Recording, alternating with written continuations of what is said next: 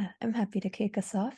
Hi everyone. Well, hi Sige and hi Nhan. And it's a pleasure to see you at as we wrap up this fellowship. And hi to everyone watching, wherever you may be.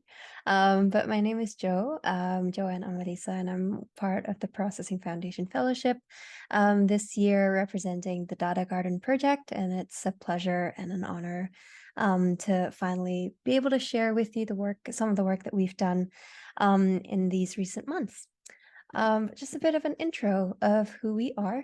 And so we are the Data Garden Project, and we are a learning community and a resource that introduces young people to creative coding as well as data storytelling. So I'm based in Melbourne, Australia, and that's where a lot of our team is from, but we are also scattered across a lot of different time zones, such as Indonesia, India, the USA, and so on. And so I'm very lucky to be able to collaborate with such an amazing group of people with the same cause, which is to make learning technology and learning coding, learning data accessible to others in a very supportive environment. And so in a data garden project, what happens is that you are invited to find and gather data from your own life, be it from your surroundings or your own personal life and your journeys or your friends and loved ones, and to visualize that data in P5JS. So using creative coding as your storytelling medium and canvas, and to share that with your friends and your peers. So in the past 2 years, we've done this through workshops and study spaces. We've held, weekend hours together. We gather at Discord. We run online workshops together. And this year, we've made our learning material shareable with the rest of the world. And that's what we did with the fellowship. So this is the Data Garden Guidebook, and it is a free Notion resource for learners as well as educators, consisting of all of our learning content and activities for anyone to start their own Data Garden project. And I'll give you examples of what that might look like later on. But so how does it work? The Notion resource consists of 6 modules. So the first 3 modules, we learn about an introduction to P5JS, getting students comfortable with the environment and the ecosystem of creative coding, as well as paired with some storytelling or writing homeworks. And so this is a very quick clip, and so I'll press next on my slide. Yeah, there we go. So the first 3 modules, they are introduced to P5JS, to creative coding with brainstorming activities, creative coding challenges, a lot of speed exercises to get them started. And it takes them all the way from basic drawing and basic shapes in P5 all the way to concepts of loops and arrays, and keeping it all very beginner friendly and introductory. And then in the last 3 modules is where we deep dive into that data storytelling world. We flesh out creative ideas of what themes do they want to raise in their projects. Maybe they want to share about the food in their pantry, or their favorite music playlists, or things that they find in their travels, and they take notes, and we guide them through a bunch of promptive exercises to help guide their journey in that as well. Hello, everyone. Hello, Sige and Joe. Thank you, Joe, for bringing spring to processing. It's me, Nhan. Now we're going to go to summer. And because it's summer, so we're going to go to the beach and proudly introduce couch surfing. So before I talk about couch surfing, let me talk about myself first. My name's Nhan. I'm one of the fellow of the Processing Fellowship this year. I'm from Vietnam, and at the moment, I am an educator in Ho Chi Minh City. And my subject is in teaching technology and art. So let's go back to couchsurfing. So what is couchsurfing? Couchsurfing is initiated by me during the processing fellowship, and we had just started for a few months. And who are we? We are a backyard science study club in Ho Chi Minh City, and our mission is to make code accessible and affordable to all the young people in Vietnam. So what are we doing at couchsurfing, to be exact? So at couchsurfing, the activity is can be broken down in 3 levels. I also made an online resource hub where our students can come and can read and access to the material, which is all written in Vietnamese language about creative coding. And on here, we have the material for teacher and students to do self-study, to teach or to share the knowledge about creative coding to other people. And I hope eventually in the future, this will grow as an archive for our computational art community right in Ho Chi Minh City, Vietnam. The main purpose of my project and the resource that I shared with you guys before is, I think the woven into the intention is to make coding accessible, same as you, Nhan, to make coding more accessible to our respective communities. But I think deeper than that was also the desire to take the loneliness out of learning. And I think sometimes when young people especially go into these learning pathways, and we see boot camps, we see online courses everywhere, and it's can be a very isolating process, and it can feel like the world is your competition.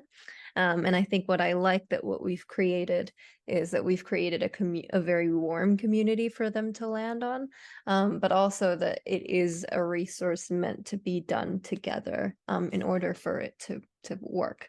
And so I think like that in itself, and reliance on that cohort or that community for it to thrive, is really important. But yeah, that was like one of the things that I had in mind. And I guess like us embedding it with, like, you storytelling, personal connection, the fact that a lot of the people in our community are creative in some way. So they're illustrators or artists or filmmakers or writers as well. And so they're all yearning to share, and them being able to use processing as the tool for that. Yeah, I think that just opens up a cool new thing that we can do. But yeah, what about you? What about you? Like, what's your like Yeah, thoughts? like I agree with you. Like we talk a lot about accessibility. Like I mentioned about accessibility, and also you mentioned about accessibility. Also, accessibility is in our mission of code surfing. So I thought a lot about the word accessibility. And when it comes to the localization of creative coding into Vietnamese, like accessibility does not only means about the language that we use. It's not just about how we translate the material and the resource into the language of Vietnamese, but also how we can eliminate the Western-centric aspect of the teaching of the coding. Because like Mm. during my teaching for a long time here, like we keep using the example from the textbooks. And the sample from textbook is very like a white-centric point of view. Sometimes it's not related at all to the background here. And the students always come to me like, I don't understand this point. So I think first and foremost, accessibility should be more than just translating the language, but also like giving the material in the background of the local. And secondly, I think this kind of a very unique accessibility in creative coding, because we say creative, and creativity should be inclusive, which means that artists, regardless their background and their creative medium, should feel the freedom to use creative coding, whether it's Mm. writer, whether it's artist, or any other kind of creative mediums. One very common question that newcomers always ask me is like, I'm a photographer, can I use coding? I'm a Yeah. painter, can I use coding? Yeah. And that's why I was like, oh, for the first workshop I want to make in code surfing, it's like I want to take them out to study code and then take them out to use code with other medium to show them that there is the connection. There's accessibility to every single artist to entry creative coding. Yeah. But I guess to summarize, I think the first was what we touched on earlier about internationalization. And that was just from I think actually that was maybe one of the first check-ins that we had. And I saw you were updating us about your work, and you said something like that, like localization is not just language. And all of that, and that meaningful adaptation of it has to be into the content, into the materials and activities. And that, just like that one sentence, just like put me in like a shift, and like, okay, I need to rethink like what we consider to be the success of this resource.